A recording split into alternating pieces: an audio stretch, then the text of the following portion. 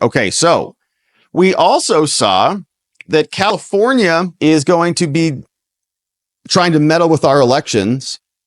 Gavin Newsom from California, the governor, just signed a bill to make certain satire AI created content illegal in the state of California. He posted this on X. He says, you can no longer knowingly distribute an ad or other election communications that contain materially deceptive content, including deepfakes. Signed it into law. I'll show you what it says.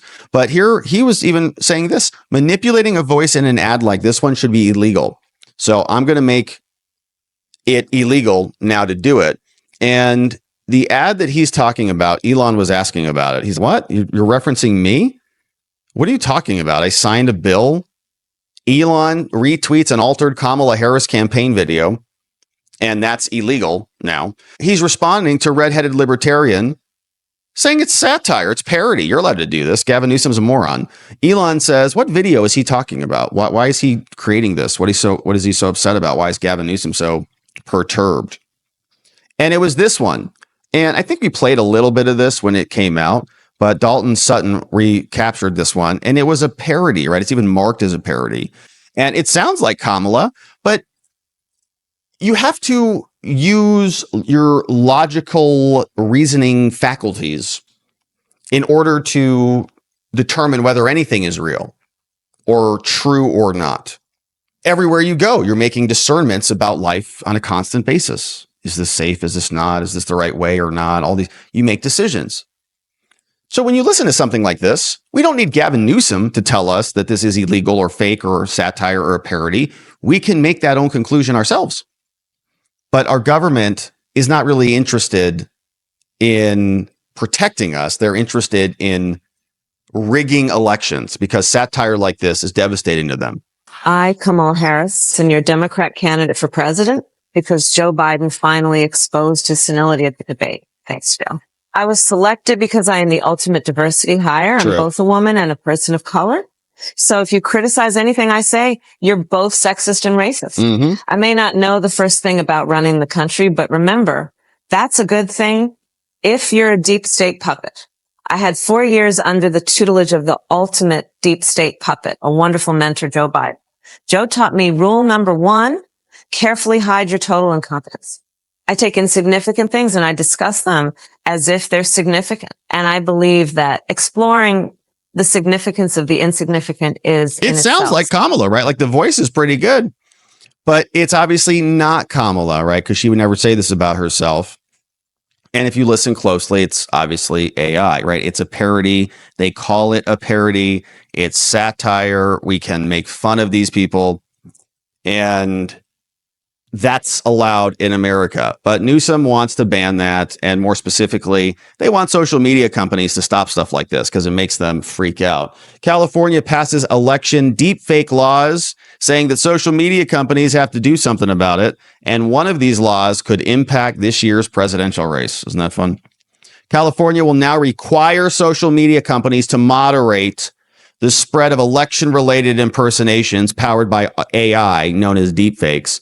And I hope that this unleashes the floodgates of Newsom AI content. Now, I don't want anybody to break the law, obviously. So consult your attorney if you are concerned about that. But obviously, this is Newsom, who's very upset about something, and he might be more upset about it if there's 49 other states. So I guess we can make our own deepfakes of Gavin Newsom and see how he likes it, because he can't come to our states and do it.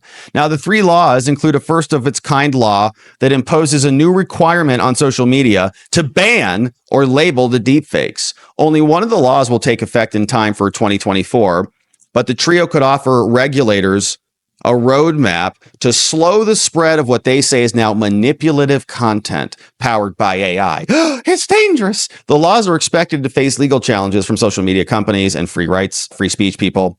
Yeah. Deepfakes use AI tools to make it look real-ish. Elon has posted a deepfake, and his new account would have run afoul of the new laws. Oh, so they're trying to criminalize Elon. In one video that was viewed millions of times, Musk posted fake audio where Kamala called herself, quote, the ultimate diversity hire. Oh, they hate that. It's another sacred calf for them, where they champion this. Like, we're diverse. And when you mock them, when you say, yeah, she's the ultimate diversity hire, which means she's totally unqualified to be there, has no capability, skills, or competency. They don't like that. California's new laws also add efforts in dozens of states to limit the spread of AI stuff. Many have required labels as part of a surge in regulation. There's no federal law that bans or even regulates this stuff. California policymakers have taken an intense interest in regulating AI. With new legislation, the governor is going to sign or veto some of this stuff. Some states have adopted or seem poised to adopt laws regulating deepfakes around elections. Oh, they're so pathetic.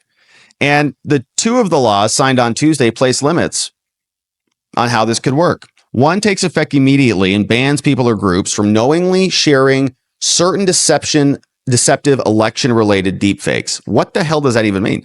It is enforceable, but goes further by even remaining enforceable after the election. So they're a sign that they're concerned about misinformation spreading as the votes are being tabulated. Oh, they just don't want you to talk about it. They want to rig it. And that's disinformation. You can't say this or that. The other will go into effect in January, requires labels to appear on deceptive video. The third law, known as Defending Democracy, will go into effect in January, requires social media platforms with more than 1 million users to label or remove deepfakes within 72 hours after receiving a complaint. So you can just take it down. It's such a joke. The nanny state continues. Very different from other bills. This is the only bill of its kind on a state level. All three laws apply only to deepfakes that could deceive voters. What? We have real politicians who are real fakes that deceive voters. They're not even AI. They're real people. They're allowed to do it, leaving the door open for satire or parody so long as they're labeled and would be effectively limited to the period surrounding an election. It is such a limit on free speech. And Newsom in California and Kamala Harris, this is their entire ideology. They say some people may, of course, disseminate a falsehood. That's a problem as old as politics, as old as speech.